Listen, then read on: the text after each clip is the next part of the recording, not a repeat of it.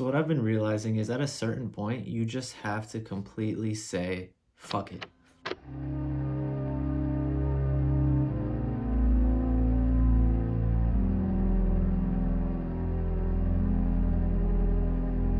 And I mean this as someone who has gone through every thought spiral and train possible to understand myself, my mental health, things like anxiety, neurodivergence, the world at large, society, systems, what you want to do, what you don't want to do, and just thought through everything.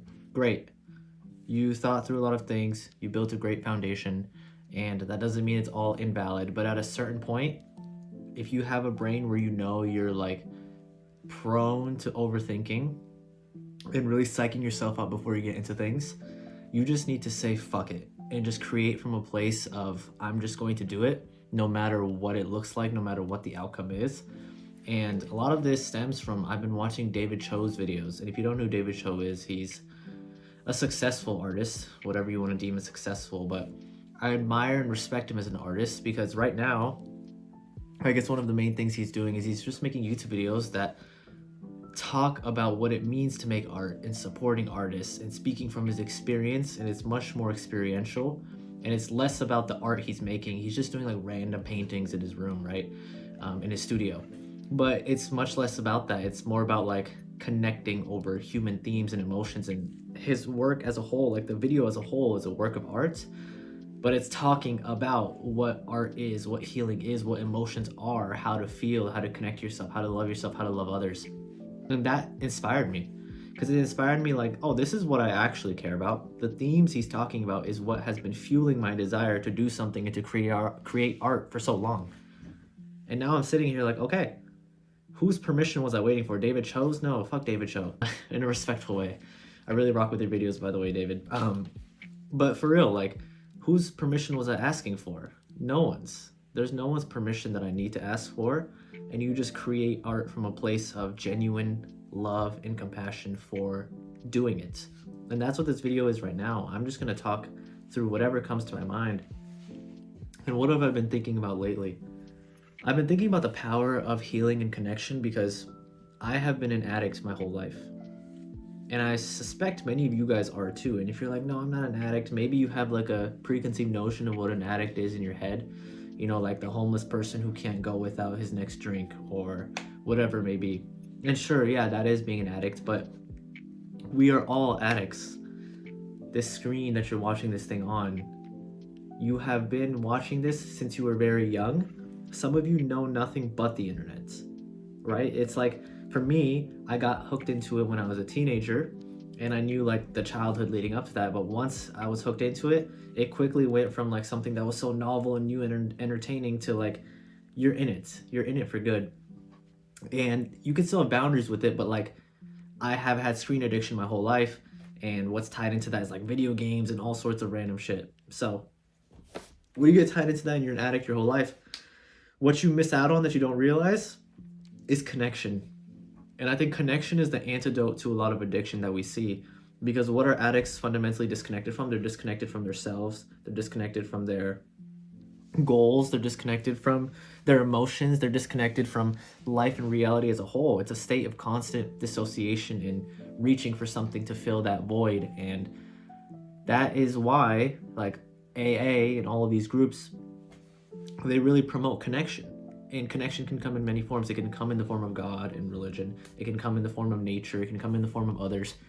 But if you find a avenue for connection, that's where true healing takes place. And for me, my addiction, like my screen time and like my ability to manage my screens and really distance myself from things like drugs, video games, porn, and like really actually get momentum on like controlling what I need to control, moderating what I need to moderate, and not overdoing it when I need to, is having connection in my life. Once I started to have some connection, whether it's to earth, I really love nature, whether it's to my pets, I love my cats, whether it's to my family, my parents, I love my parents, and anything I do going forward is going to be in mind with the fact, I'm going to keep in mind that connection is the priority. And that's what we are all missing nowadays. We are all missing connection to something. So if you are fortunate enough to connect to something, whether it's making art, whether it's going out into the world and volunteering, or doing whatever it is that you do, like you feel connected to the work you do, If it brings you a sense of connection, that is what will replace any of the random bullshit. And the truth is when your brain forms as an addict's brain, like all of our brains are forming, it's hard for us to focus and to move forward with our goals in our lives. And the brain that you have, unfortunately, is not equipped to reach the success that you want to reach. And what you need to do sometimes, and that loops back to the beginning of the video, sometimes you just need to say fuck it. You just need to say, like, everything I have thought or believed about myself up to this point, I'm going to try to do things differently. I'm going to try to radically change my perspective, radically change my action. And this is intimidating. Like, it's not out of the blue, random one day I got onto a camera and I'm able to articulate my experiences surrounding art and healing and connection and addiction. I've had to think through these things, but at a certain point, when you have really done your due diligence, done your work, when you put the time in, you need to free yourself from the chains. You need to free yourself from the shackles and just move forth and do what you want to do.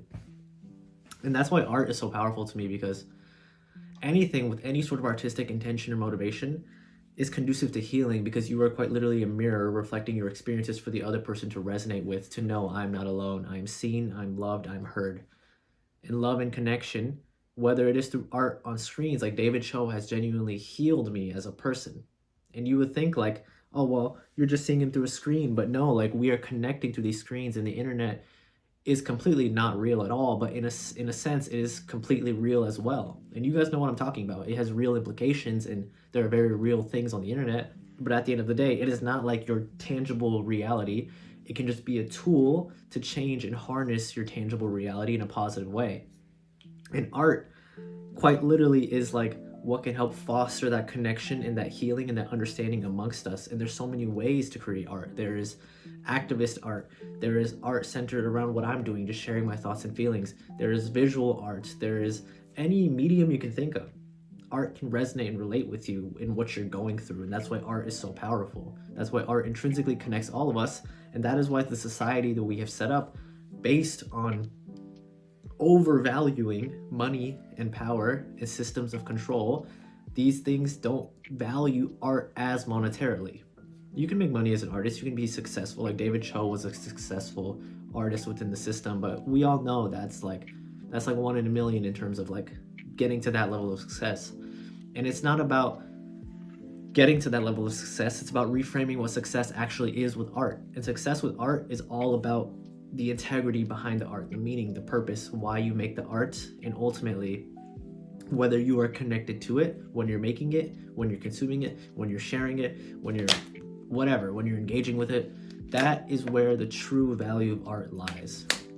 And art is so healing, art is so powerful, and art has helped me come to terms with and understand a lot of my traumas, a lot of my upbringing, the emotional neglect, the abuse, and whatever it may be, the development of addiction as coping mechanisms. Nothing can quite help you understand that from viewing art from someone who has also been through that.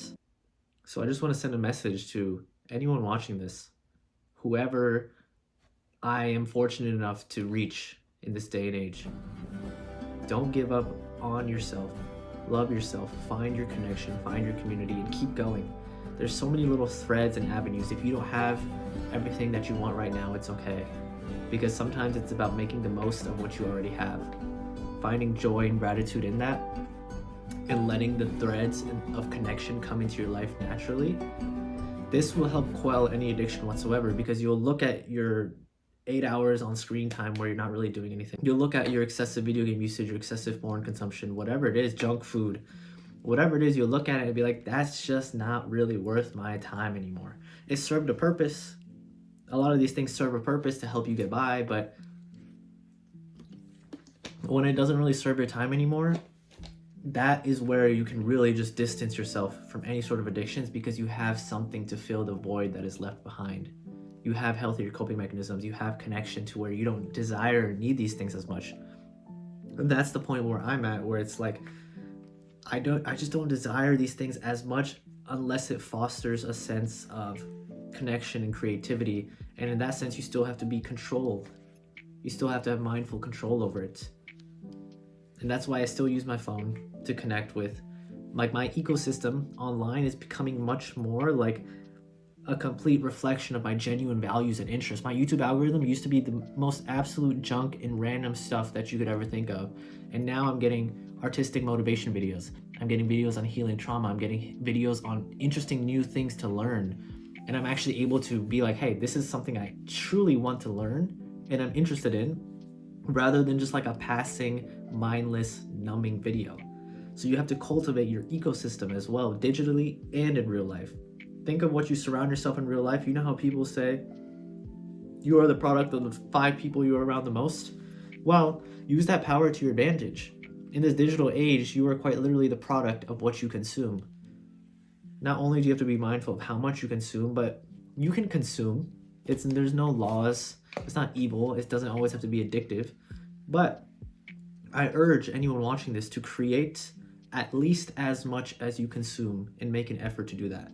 If you create nothing at all, like absolutely nothing, and you consume everything, shift the percentage slowly until you're at a point where you create just as much as you consume. And I can actually confidently say that I feel like I'm creating almost as much as I consume right now. And that's a huge step, because I was such a consumer and barely a creator.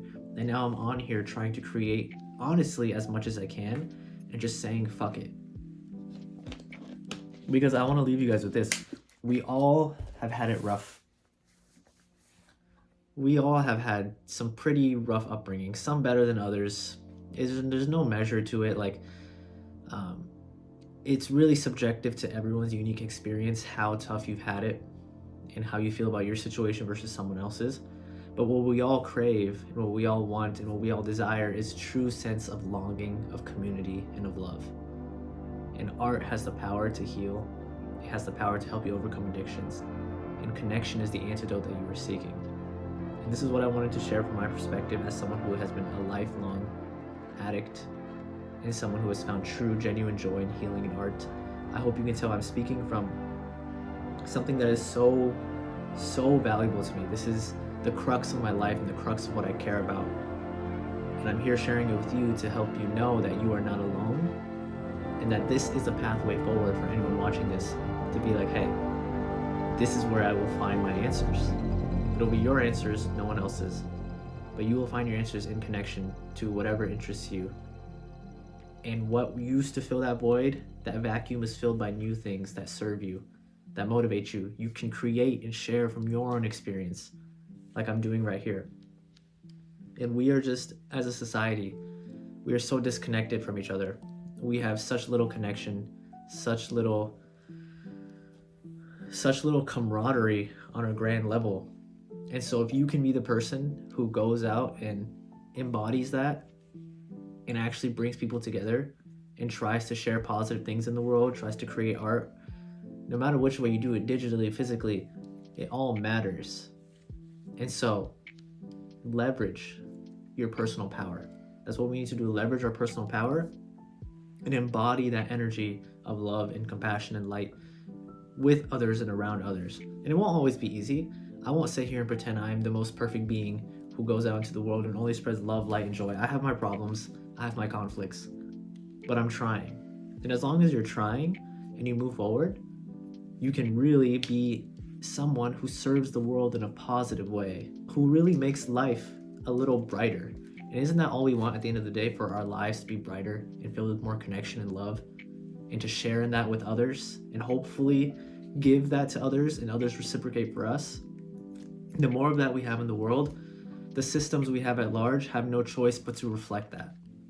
But the less of that we have, the more we allow ourselves to be divided, to hate each other, to sever our connections with each other, to be super individualistic, to never really reach out to one another.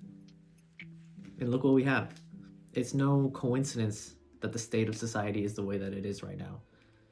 And so if you're watching this video, I don't really know what you're going to take from this, but I just wanted to speak from my honest experiences and how everything that has happened to me up to this point was for a purpose, and I know it. And so I could share my perspective, share my experiences, share my suffering, share my pain, not romanticizing it, not feeling like I need to wallow, but truly just share it from a place of an informed past and carry that energy and who I want to be going forward from the present into the future with a positive vision and a positive focus. I always thought you had to create from a place of like sharing your deepest pain and sorrows, but like you have to be in pain and be in sorrow. That's not true. You can really be it in the moment, you can express it, but you can understand overall you're building a positive, harmonious life for yourself. And so as an artist, don't worry about being sad or suffering all the time. You don't have to suffer as an artist. We all have suffered. Suffering informs art. Trauma informs art. And I don't want to pretend like these are my novel insights. I mean, David Cho talks about it, but many people talk about it. It's like art is informed by those things, but you don't need to continually experience those things because you have experienced them. You have experienced them. You don't have to over-identify with them. You don't have to feel like you have to be unhealed for your entire life, where really your healing is what will make you in a place to create the most meaningful art that connects with the most people. This is what I've come to realize, and I'm having breakthroughs. These are breakthroughs, and I hope that you have a breakthrough in any place of your life. From anything I say or anything going forward, I really wish you the best, and understand that while it is hard for me to express love to everyone when I'm still trying to cultivate a sense of self-love, but not only do I love myself, I love you guys. I seriously love humans in humanity, and I've seen the best of humanity, I've seen the worst of humanity. I've been the worst of humanity, and I've been hopefully the best of humanity now and going forward. And once you realize that you can be consumed by darkness, and you realize that you can do bad things and be a bad person, but you can still choose to be good, the amount of power and healing that comes from that is monumental. And that's what we all need. You've made mistakes. We've all made mistakes. We've all had rough upbringings. We've all had traumas. But the responsibility lies in us to heal and to love and to be that positive presence and energy going forward. And watch how life transforms around you.